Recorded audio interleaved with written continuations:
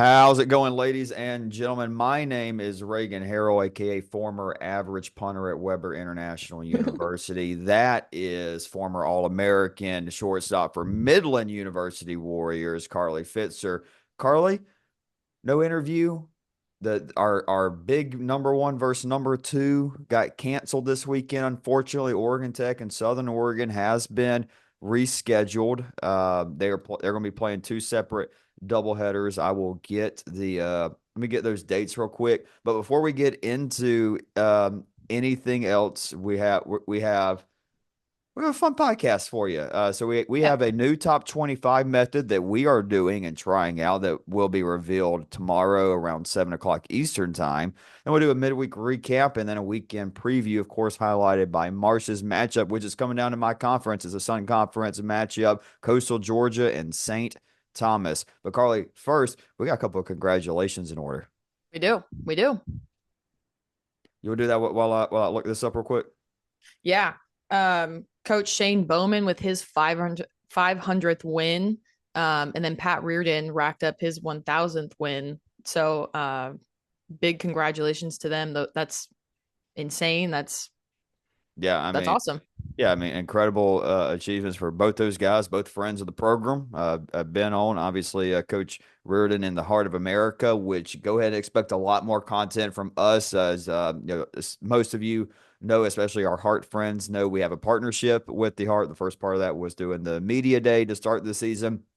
Now, the next phase of it is us having a Heart of America series of the week as they start conference play coming up soon. And with that, what that's pretty much going to entail is there's going to be a 5 minute segment that is not on the show, but it'll be a separate recording that Carly and I do that's going to break down that matchup in depth. That will then go on the Heart of America YouTube page, and we'll post clips of it as well. We'll have picks for that. Will be me, Carly, and Marsh making a pick for the Heart of America. We'll see. I'm sure there could be a weekend where there's a matchup that kind of overlaps for Marsh's matchup nationally and that one, but we'll see. We'll see how Marsh does. And then the other announcement that we have, and I think again we kind of knew we were going to be there, but I will 100% be there for the Heart of America tournament, doing coverage for the tournament there in Cedar Rapids. Carly, you were there last year. Pretty good time, right? I was, yeah. I'll have to text you. I can't think of it now, but they have a great pizza place downtown. You got to try it.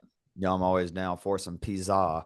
But Carly, before we get into talking NAIA softball, I've got a great story to tell you and the people, and a shout out to a guy I'm sure is listening. I want to say what's up to my guy Michael Fairchild and his dad Chris Fairchild. So was at the games yesterday over in Vieira and get done watching a phenomenal game with Midland and Southeastern that we're going to talk about here in a little bit. Trust me. Great game, 2-1 goes to your alma mater, Carly. And they're playing Aquinas after. I'm like, hey, we're going to do content for that one too. Thought about heading out a little early, not gonna lie. It's like, could we go? But I'm like, no, we're going to do it. Aquinas has had a good showing at Space Coast. Want to make sure we did content for at least one of their games that day. Anyways, give me a little hot dog refill, Marsh's water bowl, and sitting there at a bench at it, empty field, just kind of away, just doing my thing, letting Marsh chill out for a little bit, and I see two guys, older gentleman and a kind of middle-aged guy, walk by, and I see this kid, middle school, high school age kid, come walking by, and this kid has got on a awesome Sun Conference hoodie, and that's what kind of caught my attention. And we make eye contact, and he ends up coming up to me. And Carly, I was telling you earlier, players, parents, coaches, administration, have come up to you and me, and Connor and Taylor, and those fans of the show, love what we do and all that. What we have not experienced, maybe you have, I don't know, but Nope. I definitely have not had a teenager, at least that, especially that young, come up and say what he says, like, hey man, I'm a huge fan of Sun Conference, been following Suncast and NAI softball for a while now. Just want to say big fan. I'm taken aback. I'm like, oh my gosh, dude, thanks. Really means a lot. Chop it up with him and his dad, Chris, for a little bit. Only knock, you're wearing Ohio State gear. We'll let it slide. We'll let it slide.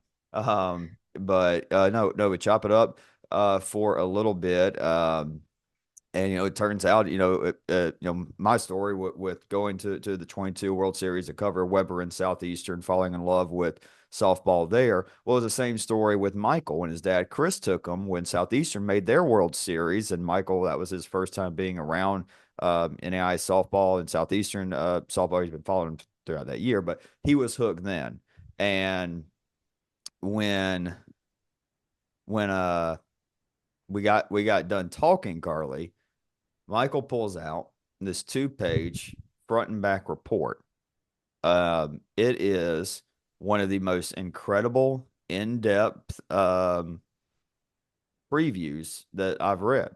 And there's a lot of great SITs that I've read stuff from, but I mean, it's talking about in-depth the win percentage on for Southeastern on the Aquinas and Midland game, players to watch, half-page preview for both for or all three teams, Southeastern, Midland, Aquinas.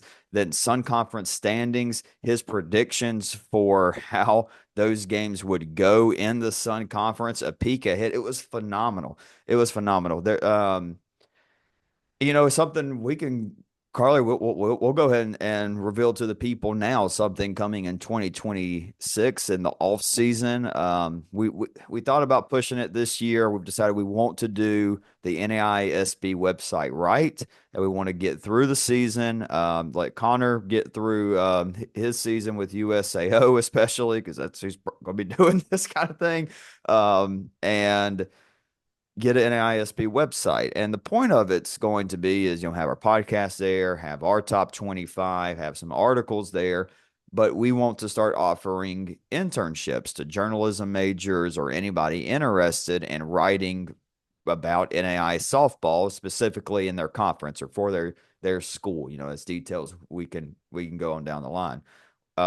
What I do know is I will certainly, if Michael wants to, I talked to him and his dad. They certainly seem interested. But when we get it going, we certainly want to have him on to cover NAI softball. And anybody listening who thinks that's something they would like to do, or they know somebody that would want to do it. Because Carly, I don't know about you. I'm good on the writing. I Yeah. think you and I are good here, We but we do our want to. we do our notes. I'm good there. Yeah, our notes are perfect. And trust me, y'all don't want to see. We did not get a lot of feedback saying, yeah, let me see that. Let's see those notes. Don't blame you, folks. Yeah. Not a lot going on there. But yeah, no, it was awesome.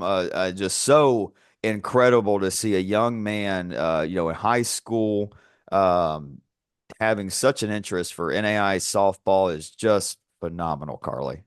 Yeah, that's awesome. Yeah, no, look forward to having him and be a part of what we're doing going forward. But Carly, speaking of what we are doing going forward, so the top 25, the coaches' top 25, y'all know how we felt about it. Y'all know we didn't like it. News flash, not a lot of people did. Not a lot of people did. Okay, we thought about it and we acted on it, folks. We are going to do a media poll, and it's going to grow slowly into more people. But here's how it's going to work. We're not going to tell you who our top 25 are. You're going to have to wait till about 7 o'clock tonight for that. We're recording Wednesday, but 7 o'clock Thursday evening. Yeah, March 13th, Thursday, March 13th. That's when our top 25 will drop. And here's how it works. So Carly and I both voted on 30 teams, 1 through 30. First place got 30 points. Second place got 29, so on and so forth. We then also brought in the Massey. Now, if you don't know what the Massey ratings is, it's a formula. It's based off of stats. Carly and I, again, look, we just talk softball. We ain't the smartest individuals, but we do know it is what is used, determining automatic qualifiers is what's going to be used as primary ratings heading into 2026. So why not bring it into what we do? So that's how it works, and we just filled that would in exactly how it is 1 through 30. Um, Carly, you saw it. I sent you the results. I Yeah. would say it's not crazy far off from the coaches poll, especially looking 1 through 7. Hmm. But then things shake up a little bit, and I think it shakes up for the better. Yeah. Well, it's No, I like it. yeah, no, Of course I I like it. I made it. yeah, We no, made it. we made it. We had a third of the pie. We had a third of the Yeah. pie. Us, whoever does Massey, equal.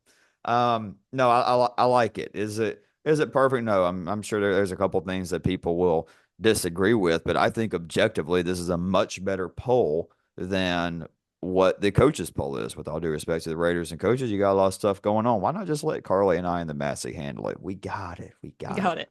We got it. Because guess what? Yeah. At the end of the day, we have relationships with coaches. We have relationships with teams. Carly, if an NAIA softball team loses, do you lose sleep? Not one bit. Yeah, I don't either. Now, I'm not going to get started on. I'm not even going to get started on Weber. I'm not getting started on that. I would love to see Weber back in the World Series like they were in 22. That would be awesome. I will probably be a pain to deal with when that day does happen. But look, we are very objective when it comes to our coverage. We're very objective. We are more than objective when it came to these polls. We didn't just throw names on the board. I mean, we took a lot into consideration. Head to head was for me, Carly. I'd love to hear your thoughts on kind of your rationale, because there were some things we did disagree on drastically. Like especially once we got outside the top 15, there Yeah. were some things where me, Carly, and old Massey really did. I don't want to say disagree, but there was definitely differences. For me, I looked at head to head. That was a big one for me. And then I looked at top 10/top 25 wins, and then I looked for unranked losses for teams that we were in consideration for. Those are three things that I looked at. I really didn't consider home, away, or neutral site. Don't really think that that's a huge factor. In it, unless we're talking massive travel. But even still, I didn't look at it a whole lot. Carly, what was your rationale with yours? Well, definitely not as in depth as yours. I kind of filled it out when I got home, but I just tried to keep it simple. I just tried to remember, or I looked at, who they've beaten, especially in the top 25, um, where their gritty wins have come from and losses. Yeah, Nothing crazy. so pretty much the same. I mean, like Yeah. I wasn't going through this thing with a fine tooth comb, because I mean we do it. What I would say, Carly, we spend.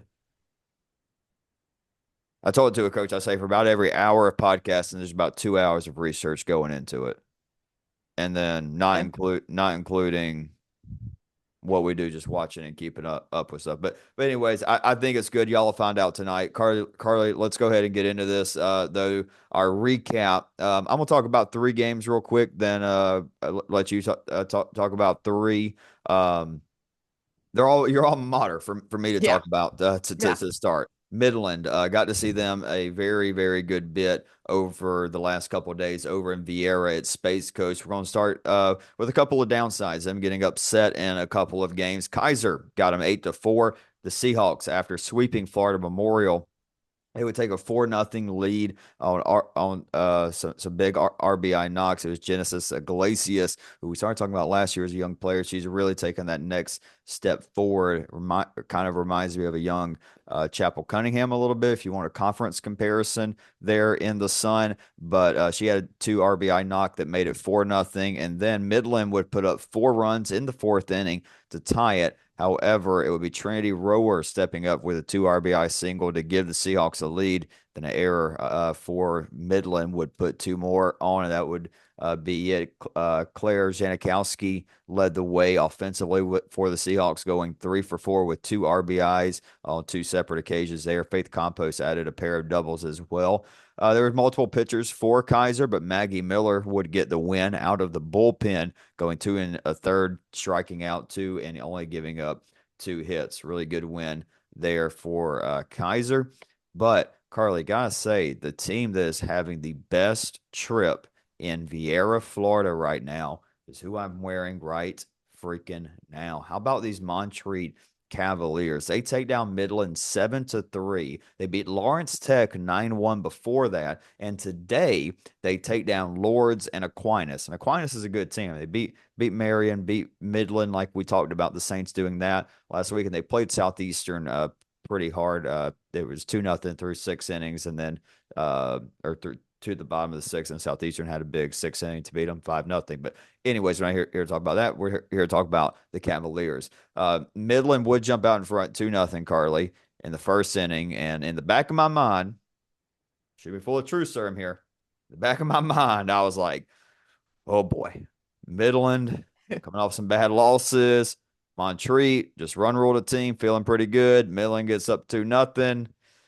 I saw it getting out of hand. I was like, "Oh boy, Marsh, we're in this Montreat dugout, and we may have to go, buddy." I'm not too sure, but then the mark of a great team is what happens when you get punched in the mouth, especially when you're the underdog. How about the Cavaliers earning 6 runs in the second inning, highlighted by a 2 RBI knock from Amaya Hernandez, and then an RBI single from Haley Fethke, who's one of the more who have made up a pretty underrated offensive outfield. I'd say defensively, still some things to clean up there, but offensively, Amaya Hernandez, I'm gonna love to see what her total is going to be at the end of the week down there at Space Coast. So again, a lot of softball to be played this weekend, but the way she's gotten off to a start, she's going to have a decent chance to be up there for our Player of the Week. She's already been in some votings as Player A or Player B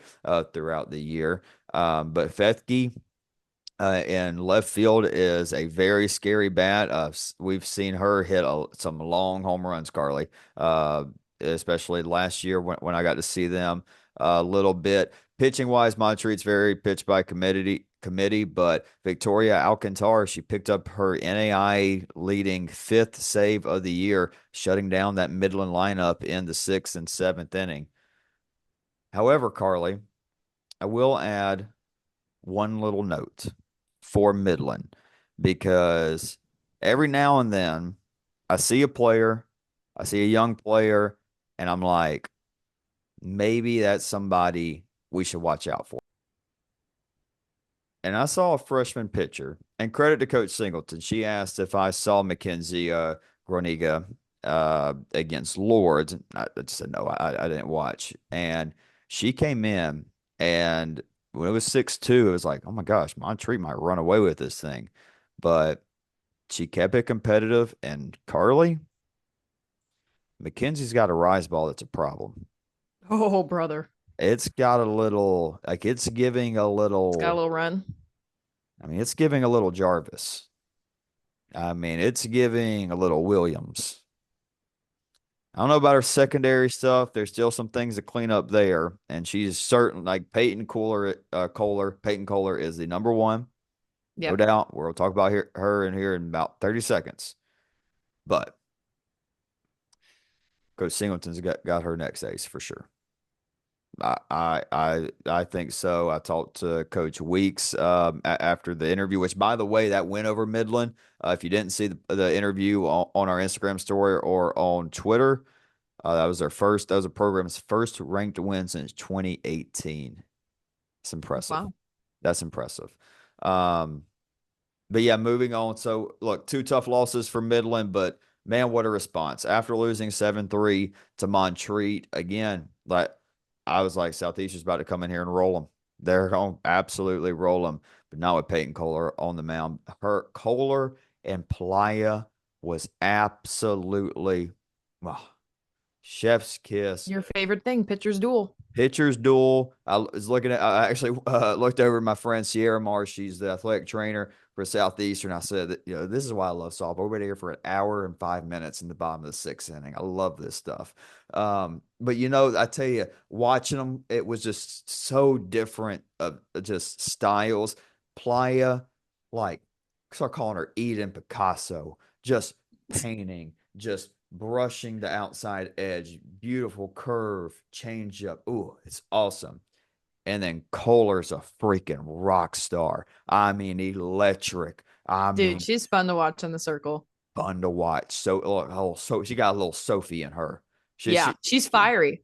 she's fiery. She's fiery for sure. And it was and Eden is just calm, cool, collected, do her thing. Boop, boop, boop. It was awesome. It was a great watch. But at the end of the day, Peyton Kohler would come out on top. 7 innings, 3 strikeouts, no walks against this Southeastern team. And look, if you're playing Southeastern, you got to have a catcher that's able to throw out these runners and not be turn walks into, or not walks, but not turn, well, I guess walks, but in this game, not have singles turn into doubles or triples. And Jenna Lemley threw out Chapel Cunningham, which is not an easy thing to do now. Was there obstruction? I don't know. I don't know. I didn't have a good angle. Could it have been argued? I don't know. Go listen to the interview with Bill Gamala 2 episodes ago. Yeah. Great interview. Let him talk about it. But at the end of the day, the hero, along with Peyton, was Reese Floro. She's as advertised. A very fun watch. She goes 2 for 4 and had the game-winning knock in the seventh. Carly, I don't know why, but my mic just turned off. Yeah, I can tell. Yeah, my mic just turned off. I'm going to try to fix that real quick. But while I'm doing that, talk to us about a top 20 showdown with Missouri Baptist and Benedictine. Yeah, Mobap took 2 from Benedictine. Game 1, 4-2. Ravens scored 2 in the top of the sixth to kind of make a late comeback, but they just couldn't keep the momentum, and Mobap would walk away with the win. Allison LaGraff had an RBI double. JC Deese was 2 for 2 with a run and an RBI. And then Kessler and Ladson each contributed an RBI in their win. Brooklyn Fisher off to a phenomenal start for her year. She was 2 for 3 with a run and then had 6 innings pitched, 4 hits, 2 earned runs, and 12 strikeouts in their 4-2 win. Game 2, a little bit closer. This one did go into extra innings, 10 innings, but Mobap would walk away on top 3-2. Benedictine led by 2 after the fourth. Mobap would tie it in the bottom of the seventh. They had a 2-run triple from Michaela Johnson, her second hit of the day. Bottom of the 10th, Alexi Sanchez would walk it off with a single to left center. That was all she wrote. Michaela Johnson, 2 for 5, 2 RBIs and a triple. And then Alexi Sanchez with the third RBI for them. And then Jenna Akes and Miranda Ladson each contributing 2 hits on their end. And then Taylor Whitehead in the circle, complete game, 10 innings, 7 hits, giving up just 2 earned runs, allowing 1 walk and striking out 8 in their sweep over Benedictine. Carly, am I back? Does sound like I'm speaking through my microphone again? You're back. Sorry, I have no idea. I mean, the transmitter just said, "Hey, I'm resetting right now." So, Hey, hey. when my mic issues are gone, they go to you. That's right. So yeah, we finally got again, another thing before we move ahead, Carly, got the new laptop, new We camera, do. looking great. The Yep. mic's working. We're stepping our game up, folks. I'm locked in. Locked in, twin. Well, I tell you who else is locked in. That's going to be Tiffany Paul, Annalise Rayburn, and them Oklahoma City Stars. And hey, I just got to say something real quick, folks. When we put out our player and pitcher of the week, 2 things. One, please nominate, because if you don't nominate, we're not voting Yeah. on you. Okay? End of the day. The other thing, my friends, my great friends, you don't need to nominate somebody 20 times. Ooh. We don't need that. St. Xavier, I love you. We went to bat for you. Yeah, it's not a vote. We're not voting. Okay? We're not voting. It's nominating. We Yep. see them all. When I see 50 names and 30 of them are the same person, we're good. Okay? All right, we're good. Much love. Love y'all. Carly, Oklahoma City takes it to Bethany. Yeah. I mean, Tiffany Paul she's hot right now. Yeah. But game one, 6-1, the Stars take it. Scoreless until the fourth. And then that was pretty much all she wrote right there. Bethany had 5 errors on their end. I don't think that would have stopped the Stars either way. Tiffany Paul was 2 for 3 with 2 runs, a double, and an RBI. Annalise Rayburn had a run, a double, and an RBI. Carly Mollett contributed an RBI in their win, and then Emerson Heron in the circle, lights out, 7 innings, 6 hits, 1 earned run, 0 walks, and 7 strikeouts. Mhm. Game two, a little bit different. 9-0 in 5 innings. They had a big 5-run third inning that would propel them. Tiffany Paul, massive game, 3 for 3, 3 runs, a triple, 2 home runs, and a team leading 5 RBIs. Annalise Rayburn 2 for 2, a run, a double, a home run of her own, and 2 RBIs. And then Brinley Allsip in the circle, 5 innings pitched, 2 hits, and 1 walk and 1 strikeout. So defense getting a little bit of work on their end. Clearly not an issue for them. No, absolutely not. We got one more for you. Yep. Well, let me say so we're sticking it in the Sooner State real quick. We had Connor, Texas, like 5 minutes before we started recording. Shout out Sophie Williams finally getting a perfect game. What took you so long, Soph? But play pretty tough competition for her joking obviously, but 11 strikeout perfect game in 5 innings against Peru State. Good stuff for Sophie Williams. Carly, St. Xavier, Mobile, nice little split there. Yeah, speaking of St. X, they take game one, 6-1. Rams would score first, and then obviously St. X would do the scoring the rest of the game. Nellie Johnson with a triple and a team leading 2 RBIs. Fiona Crane, a triple as well, 2 runs, 2 for 4 on the day, 2 for 4 in the game. Haley Matlock, 3 for 3. And then Lily Strand in the circle, giving up just 8 hits, 1 earned run, and 4 strikeouts in their 6-1 win.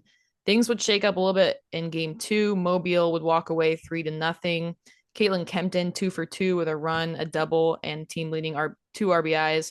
Lily Lanham with an RBI of her own. And then Riley Smith in the circle, 7 hits or 7 innings, 3 hits, and 2 strikeouts. Yes, it was like Mobile just they keep splitting, which is good.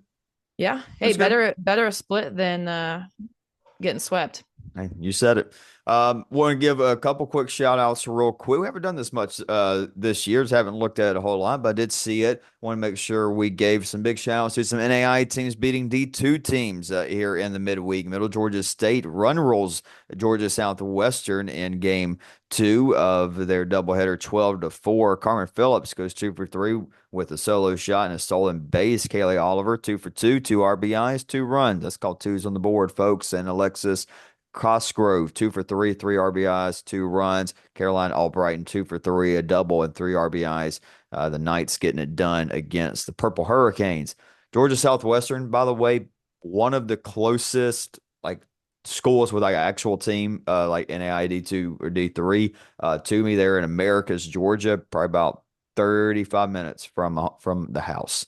A little fun fact there. And then Aquinas takes down New Haven 6-2. Emma Houseman, a double, 2 runs, and a stolen base. Angela Lanham, how about this, Carly? 2 for 3, 3 stolen bases. Don't see that a whole very often. Oh, I just heard Marsh shake. He knows it's about preview time. Katie Carlson, 2 for 2 with a run scored. Carly, let's get into the preview. Let's start in the Southern States. Let's go down and yeah, okay. So let's talk about you talk about Thursday, and then we'll get I'm gonna get Marsh set up, and we can go into Friday. Okay. Thursday, Mobile takes on Faulkner in a doubleheader at 1 Central. A couple players to look out for on the Rams. Madeline Sheffield, she's hitting 308 on the year, team leading 15 RBIs, has only struck out 5 times. Maya Simmons is hitting 423. She's got 9 RBIs, 7 walks, so find the way to get on base. Avery Harrell and Riley Smith, they've been splitting time in the circle, both pretty similar in innings. Avery Hill, respectful 16, Riley Smith 163. And then Faulkner, Addison, Jarman hitting 508 with 9 doubles, 4 home runs, and a team leading 24 RBIs. Chloe Davidson hitting 429. She's 9 for 9 in swiped bags. And then Reese Patterson in the circle, 352 in 42 and a third innings. Moving on to Oklahoma City is taking on MAC-U. They have a doubleheader at 4 Central Time. It's part of their 4-game set, so they'll play again, I believe, on Friday. A couple players to watch out for on MAC-U. Kisbel Vizcaya hitting 435 with 9. What's I up? think I would think it's Friday, but I want to say I saw it's a doubleheader Saturday. So y'all make Okay. sure you check MACU or Oklahoma City's website to double check us there. Yep. Double Yep. check me there. Fact check me. um, but yeah, I think I just spoke about Vizcaya. Shayna Wolf in the circle has a 0.0 ERA in 29 and 2/3 innings. She's got 12. She's only allowed just 12 hits, has 30 strikeouts under her belt. And then we all know OCU. We just talked about them. Tiffany Paul, Annalise Rayburn, Emerson Herron. The list pretty much goes on. And then moving on to Friday, I believe it is Marsh's turn. This is crazy.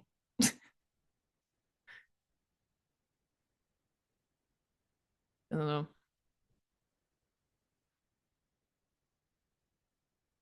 Oh, I was muted. I was muted. Yeah, My there you go. bad.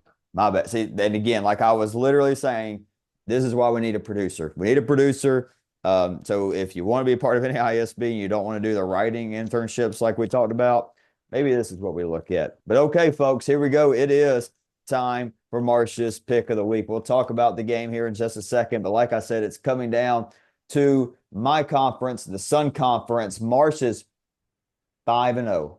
Get this out of the way. The guy 5. knows ball. I mean, at this point, it's undeniable. The guy knows ball. Marsh, you know the deal, buddy. Want to get down here? Okay. You know the deal. You know the deal.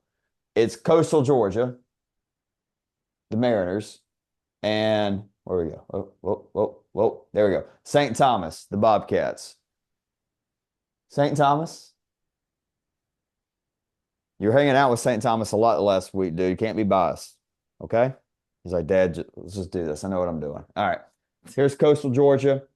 Marsh to go 6-0. It's a 3-game set, so it's whoever wins 2 out of 3. St. Thomas or Coastal Georgia? Not even a doubt. Not even a doubt. Oh, he wants both. He wants both. Was that fair? Was St. Thomas too close there? Mm, no, because Good. he's proven he picks left and right. Yeah, he picks left and right. He's unbiased. He's going with the Bobcats. He's done it before. St. Thomas beat Johnson 4-1 for him to go 4-0. And for him to go 5-0, he picked Cumberland's for the second time. So can he get it again? We'll see. Carly, tell us about the St. Thomas Coastal Georgia matchup while I get back situated. Yeah, highlighting some St. Thomas players. I'm sure you're pretty familiar with them. Anna Toon hitting 364. She's got 12 doubles under her belt, 23 RBIs, and then getting it done on the circle as well. She's got a .86 ERA. She's got 90 strikeouts already in 81. Excuse me, 81 in the third innings. Caitlin Martinez is hitting 386. She's got 14 extra base hits and 22 RBIs.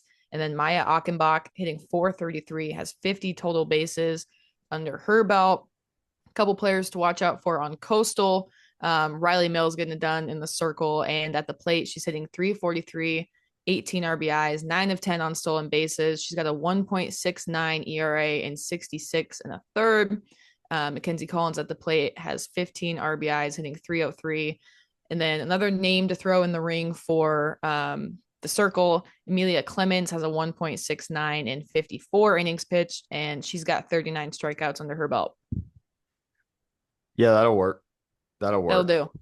Yeah, so we have a rematch doubleheader. I don't see that very often, but we have Mobile going to Gwinnett in a little doubleheader set there. Just talked about Mobile, a pretty good bit for Gwinnett. I don't know, Carl, I don't know if you saw the post, but it was like a 5-page post talking about Annalise's achievements this year.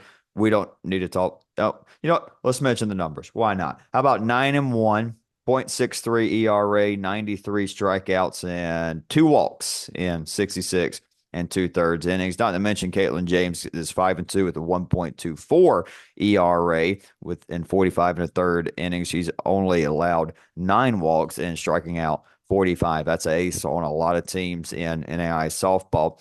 But take a look at the lineup. We've got 4 names batting over 330. Angelica Gallegos, Inalaki, Summer Hickson, and Morgan McQuagey for the Grizzlies. Certainly a scary thing to have in consideration there. Lindsay Owen is well a good player for them, able to get on base, swipe bag. So Gwinnett Mobile excited for that one. We have a little rematch, maybe a little Yeah. revenge, perhaps for the Cumberland's Patriots to be served up. They've got Freed Hardman rolling in, doubleheader. Oh, by the way, I didn't mention, my bad, Mobile and Gwinnett doubleheader starting at 2 o'clock Eastern time. 4 o'clock Eastern, Freed Hardman and Cumberland's play the first of their 3 game set, one then and then two on Saturday. We know Cumberland's. We've talked a ton about them. Y'all know them, but a little bit about the Freed Hardman Lady Lions. Got Chloe Carter batting 429 with 5 extra base hits and 11 ribeye steaks thrown on the grill. Carly Quillen coming back, having another great year, batting 369. And Carly Brown stepped up in the circle for Coach Humphrey and Freed Hardman with a 2.18 ERA and 41 and two-thirds innings. She struck out 26. Carly, you're a big fan of the GPAC and a rivalry you know very well. So I'm going to let you talk a little bit about this Morningside Midland doubleheader starting at 3 o'clock Central Time. Yeah, probably always my favorite doubleheader and rivalry back in my days, but Midland and Morningside. So we already talked a little bit about Midland, but I was looking through Morningside and they have some underclassmen that are really performing well. Sophomore Mackenzie Harrell is hitting 345 with 18 RBIs. Sophomore Paige Schuster is hitting 338, 13 extra base hits, 13 RBIs. Jenna Skradisky is hitting 396. And then freshman Adeline Fleege in the circle has a 2.02 ERA, 45 innings pitched, and 29 strikeouts. Not to mention they got Morgan Sikora in the circle. Morgan Sikora hitting. She just got GPAC Player of the Week. Morningside's they might be my new dark horse in the GPAC. Yeah, the dark horse has not really panned out well. Now, obviously, we haven't gotten the conference play, but it's been a rough preseason for Dort. I like it. I mean, Morningside certainly a team that coaches we've talked to in the GPAC have a lot of respect for. But yeah, moving forward, I'll tell you another team with it's got a lot of respect. How about British Columbia? Carlene Murray, the NAIA and the NAISB pitcher of the week for her 25 strikeout, not weekend, not week, 25 strikeout performance in 12-inning game against Warner Pacific. Carly, she comes in with a .86 ERA, 60 strikeouts in 49 innings. And she is paired with Shay Seaver. Got to see this duo up close at the Cascade tournament. And they're one of the reasons why I say there are 5 or 6 teams in the Cascade that can win just about any conference in NAIA softball. And that's including British Columbia. Seaver's got a 1.66 and 33 and two-thirds innings. She has 43 strikeouts. Can't wait to see their matchup. I think it's very reasonable to say British Columbia can get a split here when they have Yeah. those two. Now, look, Parsons is Parsons, and Parsons is probably going Parsons for Eastern Oregon. But I think Murray and Seaver are certainly capable of stealing a game or two from the Mounties. And they've got a little bit of thump in the lineup, too. Caitlin Ing, 429, 10 RBIs. Seaver can hit as well. Casey Lowe and her both have an ERA sitting just under 350. But they still got to deal with Eastern Oregon. We talked a good bit about them. Carly, we talked about Southeastern having one of the best infields in the country with the addition of that for a new shortstop for Eastern Oregon. If you include the catcher position, and you have to include Hannah Tyree in that consideration. Now you got to Mm-hmm. think Eastern Oregon, especially when Parsons in the mound, ain't many touching the dirt or turf. They're in the infield better in AI softball than what the Mounties got. Again, another fascinating series. Even though we're robbed of 1 versus 2 this Yep. weekend, we Yep. will still hopefully get British Columbia and Eastern Oregon. Yeah. Yeah. Um, Move on to Yeah, Saturday. yeah, yeah. Yeah, we're good. St. Thomas is taking on Coastal Georgia at noon That could be a Eastern. big game. Yeah, If they split that doubleheader, that's a big game Saturday it is. It is. for the There's Marshman. quite a bit of a race going on down there in the Sun's gonna be good. South. The Sun's gonna be a three. It's a three-headed monster. I think Kaiser can maybe. We'll see how the Midland win ages. They just got boat rate or not boat, but they just lost twice to Indiana Tech, which is not good for them overall. We'll see. They had an okay preseason. They're going to need some strong conference, but with St. Thomas, Coastal Georgia, and Southeastern looking pretty strong right now, I think there's a slight possibility we get four teams in the opening round down here. Yeah. But that for that regular season championship, I think it's going to come down to the last weekend, just like it did last year. It came down to the very end last year with St. Thomas and Coastal Georgia. They flipped it so where they're starting it this year, but it's a big series, and that could be a massive game at high noon Eastern time on Saturday if that is a split on Friday. Yeah. And then in their second set or in their second game, Freed Hardman and Cumberland's, they'll play at 1 o'clock. And then Tennessee Wesleyan is taking on Georgia Gwinnett in a doubleheader at 2 Eastern. A couple Tennessee Wesleyan players keep an eye out for Massey Chastain's hitting 464, Courtney Sneed hitting 385, team leading 6 RBIs. They haven't played as many games as everyone else, so keep that in mind. And then Bailey Phillips has a .98 ERA in 35 and two-thirds innings with 28 strikeouts. I'll tell you, one that's caught my attention is Dakota Wesleyan because Midland coming off of they're playing Midland in a doubleheader starting at 1 Central Time. They can swing it. They got a couple of really nice seniors. McKinley Mole's got 27 RBIs. Peyton Bagley's got 14 to go with her. Jordan Blogue and Ansley Johnson both over 22 RBIs as well for Dakota Wesleyan. They can absolutely swing it. And I tell you, you mentioned Morningside. How about Dakota Wesleyan, maybe a little dark horse. Carly, they've been able to swing it in years past. Yeah, they have. They've always been one of those teams where you kind of walk in expecting to win, and you can't do that again. You can't do it against them. They Right, can we'll see. swing it. They'll surprise you. They're We'll right there. s- yeah, we'll They're see. sneaky. We'll see how the pitching is for Dakota Wesleyan if they're able to slow down this Midland offense, but we'll see. Speaking of some pretty good offenses, Evangel and Bethany have a doubleheader at 1 o'clock Central Time for for Evangel. Carly, you did the notes. I'll let you do it. You did the notes. I'm like, yeah, I don't know what I'm doing here. You got it. Reagan was doing math. Yeah, not good at no. You got it. So yeah, we haven't talked about Evangel in a little bit. So a couple players to keep an eye out for. Ellie Facklum hitting 455 with 14 extra base hits and 19 RBIs. Kind of Mayfield hitting 419, 11 RBIs, and 23 swiped bags for her. And then Maddie Meyer in the circle has been absolutely lights out. She's got a .33 ERA with 64 innings and 65 strikeouts. And then a couple players to look out for on Bethany. Chantel Evans is hitting 509 with 11 RBIs. Ulissa Rivas, 489, team leading 26 RBIs with 7 home runs. And then Jesse Garcia throwing 337 with 35 and a third innings under her belt and 14 strikeouts.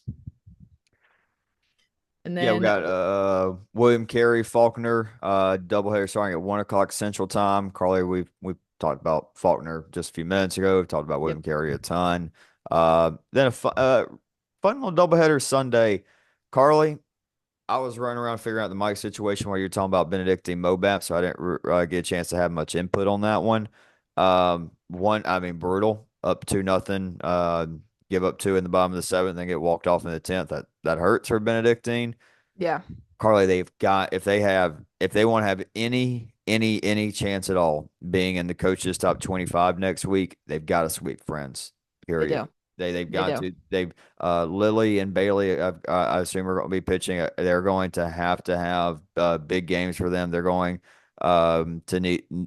Uh, Look, they have the ability to hit the ball out of the park. Garcia, Martin, Vieja, they have some big power bats in that Ravens lineup, but it's a tall task to take on a good Friends lineup as well. Riley Wart's just winning KCAC Player of the Week for the Falcons. So yeah, tall task, but and I think Friends is in a situation where if they could get 2 wins here, Carly, they could be looking at possibly, being in high receiving votes, maybe have a chance to crack the top 25. Don't know if they're quite there yet, but certainly 2 wins over Benedictine would help. So a On lot the to play line. for. Yeah, a lot. There we go. Yeah. I was looking for, it, and you found it. There we go. There's my co-host. Heck yeah.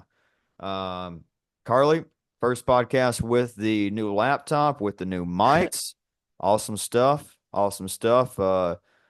Yeah, other than that, a couple of business things. We have some sponsors potentially in the work. Especially maybe something like this.